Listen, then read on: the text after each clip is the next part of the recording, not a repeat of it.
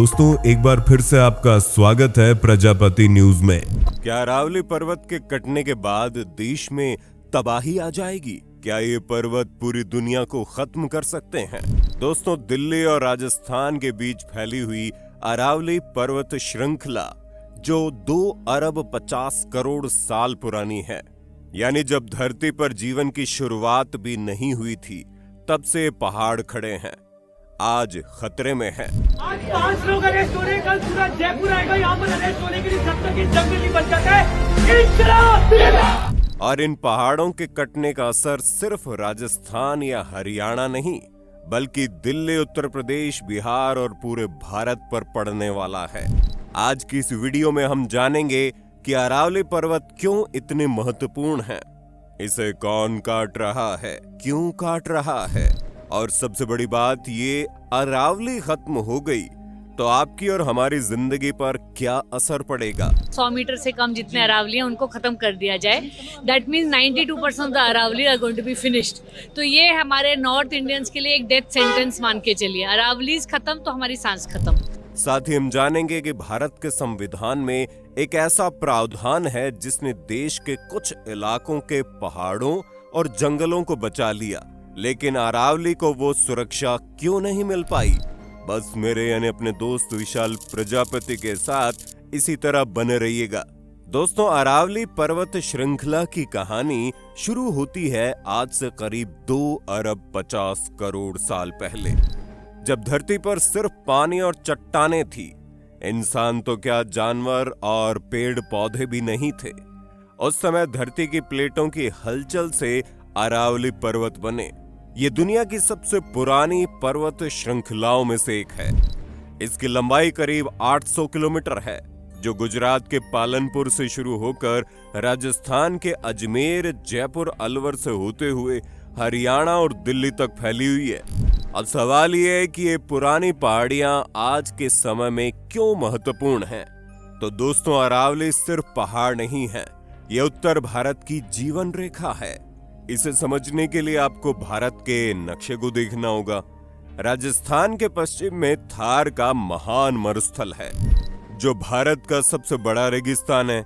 यहाँ लाखों टन रेत है और तेज हवाएं चलती रहती है। अब जब ये हवाएं पूर्व की तरफ बहती हैं तो इनके साथ रेत के बारीक कण भी उड़ते हैं, और अगर इन हवाओं को रोकने के लिए कोई बाधा न हो तो ये रेत सीधे राजस्थान से निकलकर हरियाणा, दिल्ली, उत्तर प्रदेश तक पहुंच जाएगी और पूरा इलाका रेगिस्तान में बदल जाएगा। लेकिन ऐसा होता नहीं है, क्योंकि बीच में अरावली पर्वत की दीवार खड़ी है।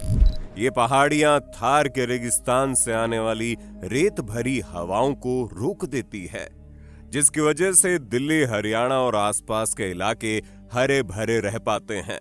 अगर अरावली ना होती तो आज दिल्ली में संसद भवन, इंडिया गेट और आपके घर सब रेत में दब गए होते। दोस्तों, अरावली की दूसरी बड़ी भूमिका है पानी का प्रबंधन। अरावली की पहाड़ियों पर जो बारिश होती है, वो पानी यहाँ के जंगलों में सोख लिया जाता है और धीरे धीरे नीचे उतरता है, जिससे भूजल का स्तर बना रहता है। अरावली से निकलने वाली कई छोटी नदियां और नाले राजस्थान, हरियाणा और दिल्ली को पानी देते हैं। साथ ही अरावली के जंगल हवा को शुद्ध करते हैं, कार्बन डाइऑक्साइड सोखते हैं और ऑक्सीजन देते हैं। यानी अरावली एक प्राकृतिक एयर प्यूरिफायर की तरह काम करती है। ऐसे में अगर ये पहाड़ियां नहीं रहेंगी तो क्या होगा? दोस्तों, थार की रेत सीधे दिल्ली तक आएगी, पानी का स्तर गिर जाएगा, हवा और भी ज्यादा प्रदूषित हो जाएगी और तापमान बहुत ज्यादा बढ़ जाएगा। लेकिन दुख की बात यह है कि आज यही हो रहा है। अरावली को तेजी से काटा जा रहा है और इसके पीछे की कहानी बहुत चौंकाने वाली है। दोस्तों, अरावली को काटने की कहानी शुरू होती है कुछ साल पहले, जब सरकार ने एक नियम बनाया कि जो पहाड़ियां 100 मीटर से कम ऊंची है उन्हें पहाड़ नहीं माना जाएगा। अब ये सुनकर आपको लगेगा 100 मीटर तो बहुत कम ऊंचाई है, लेकिन दोस्तों 100 मीटर का मतलब समझिए। एक मंजिल की ऊंचाई करीब 3 मीटर होती है, तो 100 मीटर यानी 33 मंजिला इमारत जितनी ऊंचाई। अब सोचिए 33 मंजिल जितना ऊंचा पहाड़ भी पहाड़ नहीं माना जाएगा तो क्या माना जाएगा। और यहीं पर असली समस्या है। अरावली की ज्यादातर पहाड़ियां 100 मीटर से कम ऊंची हैं, क्योंकि अरावली दुनिया की सबसे पुरानी पर्वत श्रृंखला है और करोड़ों सालों में हवा, पानी और मौसम की मार से ये पहाड़ घिस गए हैं। पहले ये बहुत ऊंचे थे, लेकिन समय के साथ इनकी ऊंचाई कम हो गई। लेकिन इसका मतलब ये नहीं कि इनकी अहमियत कम हो गई। भूगोल में ऊंचाई से ज्यादा महत्वपूर्ण होती है स्थिति और भूमिका।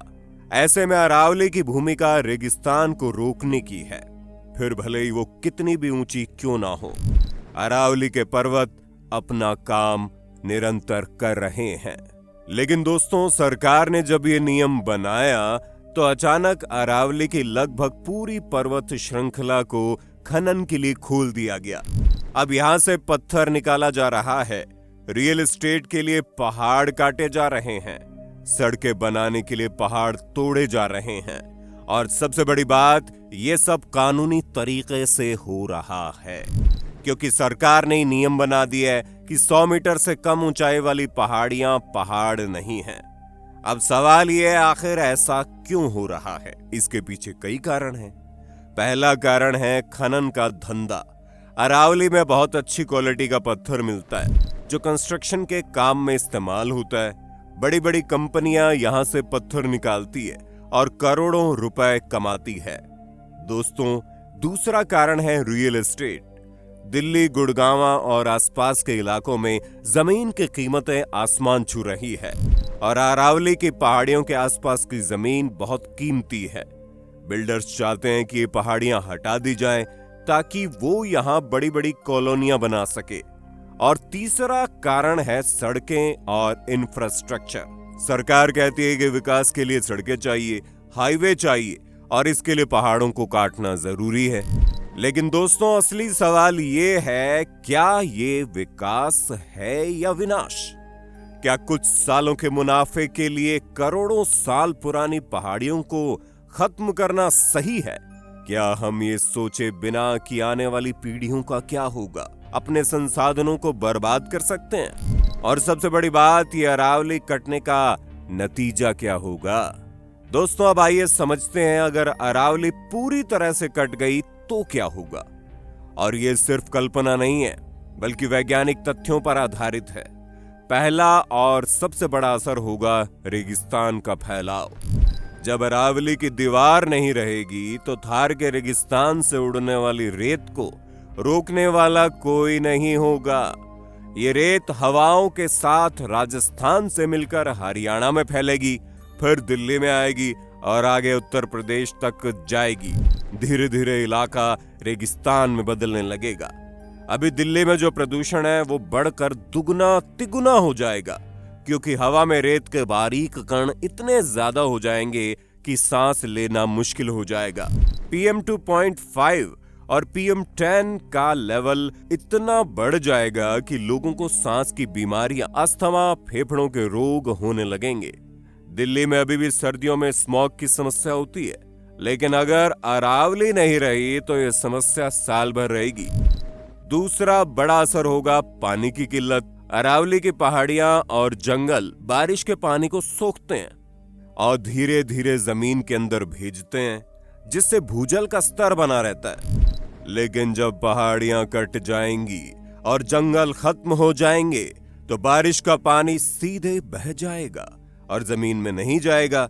इससे भूजल का स्तर तेजी से गिरेगा और कुएं, बोरवेल सूखने लगेंगे। राजस्थान, हरियाणा और दिल्ली में अभी भी पानी की समस्या है, लेकिन अरावली के बिना यह समस्या इतने बढ़ जाएगी कि पीने के पानी के लिए भी लोगों को तरसना पड़ेगा। तीसरा असर होगा तापमान में बढ़ोतरी। अरावली के जंगल तापमान को नियंत्रित करते हैं। दिन में सूरज की गर्मी सोखते हैं और रात में ठंडक देते हैं, लेकिन जब जंगल नहीं रहेंगे तो गर्मी बढ़ जाएगी। दिल्ली में अभी भी गर्मियों में तापमान 45 डिग्री पहुंच जाता है। अरावली के बिना यह 50 डिग्री को पार कर सकता है और इतनी गर्मी में जीना बहुत मुश्किल हो जाएगा। लेकिन दोस्तों, अरावली के कटने का सबसे खतरनाक असर अभी बाकी है, और वो है हिमालय पर इसका प्रभाव। जब अरावली नहीं रहेगी तो थार की रेत सिर्फ दिल्ली तक नहीं रुकेगी, ये आगे बढ़ती रहेगी, हवाओं के साथ उड़ती रहेगी और अंत में हिमालय पर्वत तक पहुंच जाएगी। अब जब ये रेत हिमालय की बर्फ पर गिरेगी तो ये एक बहुत खतरनाक चीज हो जाएगी।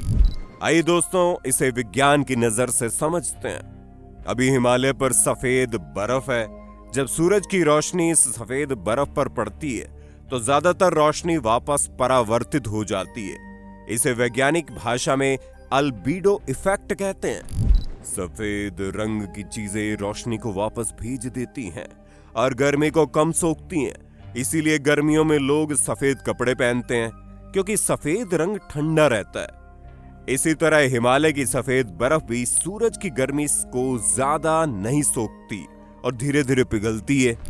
लेकिन जब इस सफेद बर्फ पर रेत की एक परत जम जाएगी तो रंग गहरा हो जाएगा, और गहरे रंग गर्मी को बहुत ज्यादा सोखते हैं। आपने देखा होगा काली सड़क दोपहर में कितनी गर्म हो जाती है, या गर्मियों में काले कपड़े पहनना कितना मुश्किल हो जाता है। इसी तरह रेत भी बहुत जल्दी गर्म हो जाती है। इसीलिए तो भुजिया या मूंगफली भूनने के लिए रेत का इस्तेमाल किया जाता है, क्योंकि रेत जल्दी गर्म हो जाती है। ऐसे में दोस्तों, जब हिमालय की बर्फ पर रेत की परत होगी तो सूरज की गर्मी को ये रेत बहुत तेजी से सोखेगी और बर्फ को पिघलाएगी। जो बर्फ सालों में पिघलनी चाहिए वो महीनों में पिघल जाएगी, और इसका परिणाम बहुत भयानक होगा। पहले तो जब बर्फ तेजी से पिघलेगी तो हिमालय से निकलने वाली नदियों में पानी की बाढ़ आ जाएगी। गंगा, यमुना, घाघरा, कोसी और दूसरी और नदियों में इतना पानी आएगा कि किनारे तोड़ देंगे। उत्तराखंड, उत्तर प्रदेश, बिहार, पश्चिम बंगाल में भयानक बाढ़ आएगी। हजारों गांव डूब जाएंगे, लाखों लोग बेघर हो जाएंगे, खेत फसलें सब पानी में बह जाएंगी और जान माल का भारी नुकसान होगा। लेकिन दोस्तों, ये तो सिर्फ शुरुआत है। असली मुसीबत तो उसके बाद आएगी जब सारी बर्फ पिघल जाएगी। तो फिर क्या होगा? हिमालय की बर्फ भारत की सभी बड़ी नदियों का स्रोत है। गंगा, यमुना, ब्रह्मपुत्र, सिंधु, सतलुज सब हिमालय की बर्फ के पिघलने से ही बहती है, जिसकी वजह से करोड़ों लोगों के लिए पीने का पानी नहीं बचेगा, खेती के लिए पानी नहीं बचेगा, देश में भयानक सूखा पड़ेगा, अकाल पड़ेगा और लोग पलायन करने को मजबूर हो जाएंगे। और इन सब का कारण होगा अरावली का कटना, एक छोटी सी पहाड़ी का कटना जो राजस्थान में है, लेकिन उसका असर बिहार, बंगाल, उत्तर प्रदेश सब जगह पड़ेगा। दोस्तों, इसे कहते हैं डोमिनो इफेक्ट। एक चीज गिरी तो सब गिर गई। एक पहाड़ कटी तो पूरा सिस्टम बिगड़ गया। भूगोल ही अर्थव्यवस्था तय करता है। Geography decides our economy. अगर आपका भूगोल बिगड़ गया तो आपकी अर्थव्यवस्था भी बिगड़ जाएगी। अब सवाल ये है, क्या इसे रोका नहीं जा सकता? क्या कोई रास्ता नहीं है? जवाब है हाँ, रास्ता है, और वो रास्ता भारत के संविधान में पहले से मौजूद है। उसका नाम है शेड्यूल 6 यानी अनुसूची 6। दोस्तों, जब हमारा संविधान बनाया जा रहा था तब डॉक्टर भीमराव अंबेडकर को पता था कि भारत एक बहुत बड़ा और विविधता से भरा हुआ देश है। यहाँ हर इलाके की अपनी खासियत है, अपनी समस्याएं हैं और अपनी जरूरतें हैं। एक ही नियम सब जगह नहीं चल सकता। इसीलिए उन्होंने संविधान में कुछ खास प्रावधान बनाए, जिनमें से एक था शेड्यूल 6। शेड्यूल 6 असम, मेघालय, त्रिपुरा और मिजोरम यानी पूर्वोत्तर भारत के कुछ राज्यों के लिए बनाया गया था। इन राज्यों की स्थिति अरावली जैसी ही थी। यहाँ भी घने जंगल थे, पहाड़ियां थी, खनिज संपदा थी, लेकिन जनसंख्या बहुत कम थी। इन राज्यों के लोगों को डर था कि अगर केंद्र सरकार का पूरा नियंत्रण हो गया तो बड़ी कंपनियां आएंगी, जंगल काटेगी, पहाड़ खोदेगी और स्थानीय लोगों को कुछ नहीं मिलेगा। इसीलिए शेड्यूल 6 में यह प्रावधान किया गया कि इन राज्यों के कुछ जिलों में स्थानीय जिला परिषदों का अधिकार होगा। अगर किसी कंपनी को यहाँ जमीन खरीदनी है, खनन करना है, फैक्ट्री लगानी है या होटल बनाना है तो सबसे पहले स्थानीय जिला परिषद से अनुमति लेनी होगी। संसद का कानून या सुप्रीम कोर्ट का फैसला सीधे यहाँ लागू नहीं होगा।